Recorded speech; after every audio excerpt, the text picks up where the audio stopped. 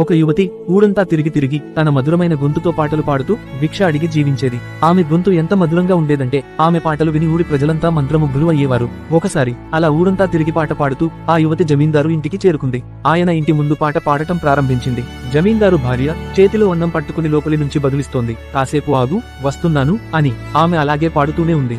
జమీందారు భార్య కూడా అలాగే బదులిస్తూనే ఉంది. కాసేపు ఆగు, వస్తున్నాను అని. జమీందారు ఇదంతా చూస్తున్నాడు. అతనికేం అర్థం కావట్లేదు. చివరకు ఉండబట్టుకోలేక తన భార్యను అడుగుతాడు. దానం చేతిలో ఉంది. పాపం, ఆమె అంతసేపటి నుంచి పాడుతూనే ఉంది. నువ్వు మాత్రం అప్పటి నుంచి వస్తున్నాను అని చెబుతూనే ఉన్నావు. ఆమెకు దానం ఇచ్చి పంపించొచ్చు కదా అని. దానికి అతని భార్య, తప్పకుండా ఇస్తాను. కాకపోతే ఆమె పాట ఎంతో మధురంగా అనిపిస్తోంది. కాసేపు అలాగే వింటూ ఉండాలనిపిస్తోంది. ఆమెకు దానాన్ని ఇచ్చి పంపించేస్తే ఆమె ఇక్కడ నుంచి వెళ్లిపోతుంది.